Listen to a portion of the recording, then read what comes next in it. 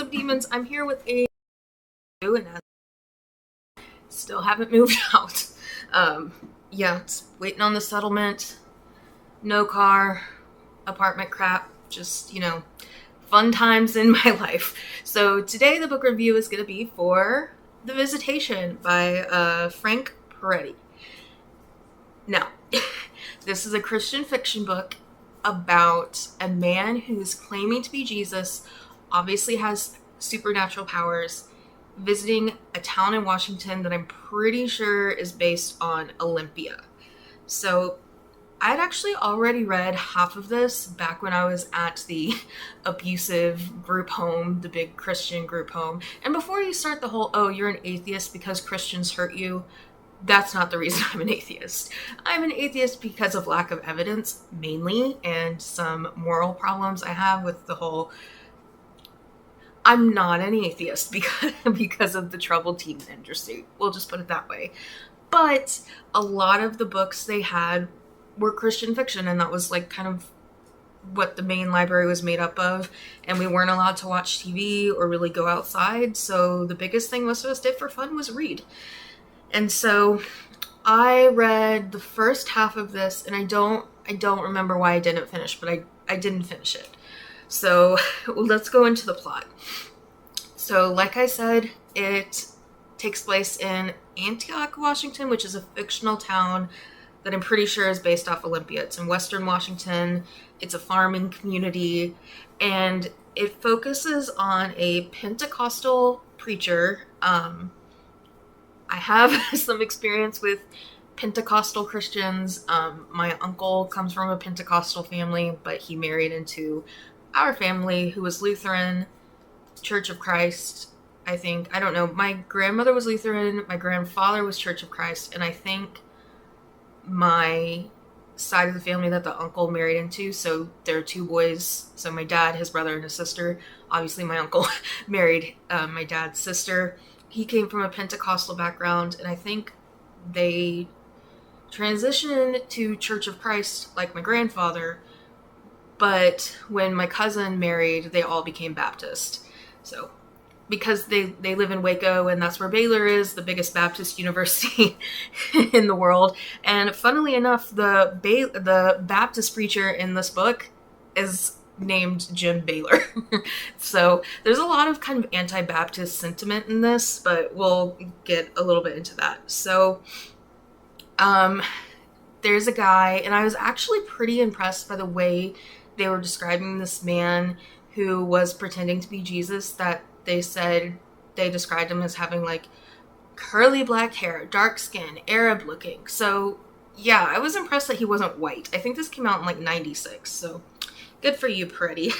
But so the main character goes through, he had just lost his wife, so he goes through kind of like a grieving arc type thing, and the writing in this is just, I mean, I'm looking at my notes, it's almost a joke.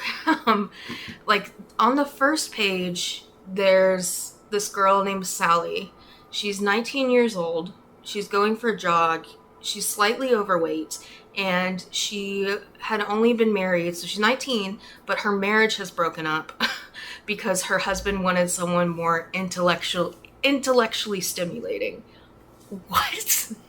It was bizarre. And every time a female, well, not like every time, but Frank Peretti keeps referring to women as gals, Gals. Like, I didn't like that.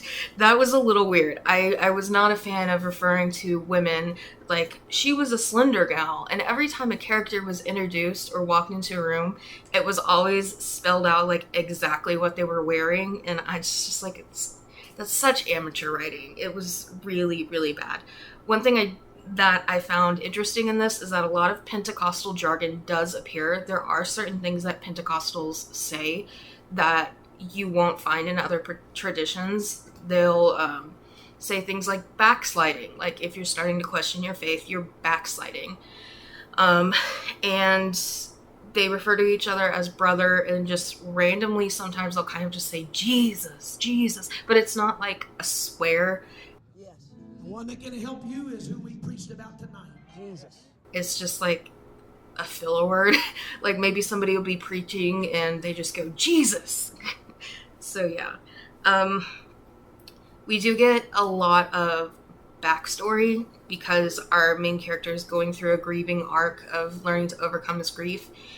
We get the backstory of how he met his now deceased wife, and the way it's very, very stereotypical Pentecostal Bible college is where he met his wife, and it's like they didn't even know each other when they got married. Like, he hadn't spoken to her. He got his friend to take a picture of her, which he put on his mirror that he looked at as he was brushing his teeth in the morning. But my favorite part of the book, one of my favorite parts, ironically, like, I didn't like this in like a non-ironic way. This is one of those books where I'm like, okay, do I give it 1 star because it's terrible or 5 stars because it's terrible? It's kind of like the movie The Room that way. It's like so bad it's good. So my favorite part of the book is, obviously they don't celebrate Halloween because they think it's evil. So they did this costume party at their college where they're supposed to dress up like people from the Bible. And our main character, gets roped in to helping this 2-person costume. In Numbers, in the Bible, there is a talking donkey. And so they dress up as the talking donkey. And I'm going to read to you the part about the talking donkey. So, and when the ass saw the angel of the Lord, she fell down under Balaam, and Balaam's anger was kindled, and he smote the ass with a staff. And the Lord opened the mouth of the ass, and she said unto Balaam, What have I done unto thee that thou hast smitten me these 3 times?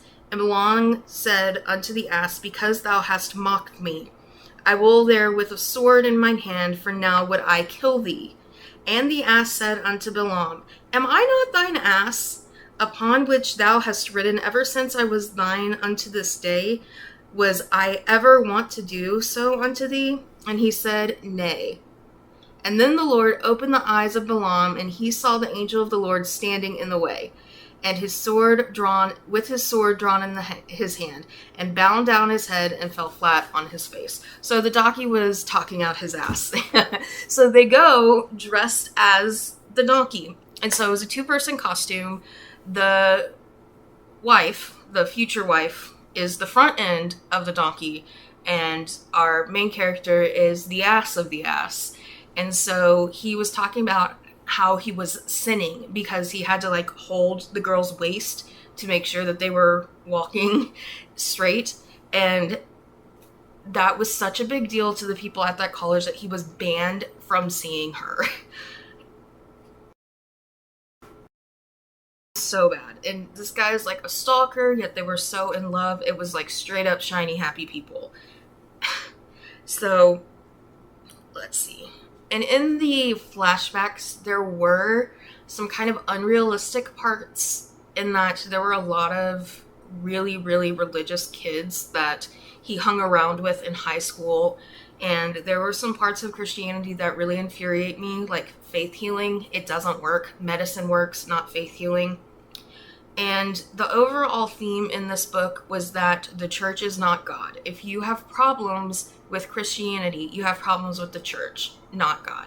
So let's talk more about this guy who says he's Jesus. Let me get rid of this. Sorry, Discord notification. Let's talk about this guy who says he's Jesus. I originally thought when I was reading this as a child that he was the Antichrist. He is not the Antichrist. He is possessed by 3 demons.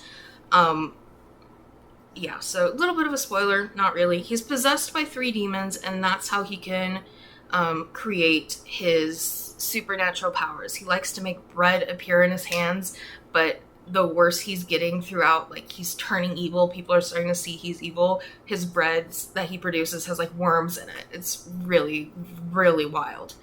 And so he gains a following. He's doing these supernatural powers. He has knowledge nobody can think of. He makes a crucifix in the Catholic Church cry. It cures somebody's arthritis. There's a lot of veteran worship that you see from the evangelicals in this. He healed somebody's bum leg because he got hit with shrapnel in Vietnam and he made the shrapnel come out. He made a paralyzed man who was paralyzed in war walk again.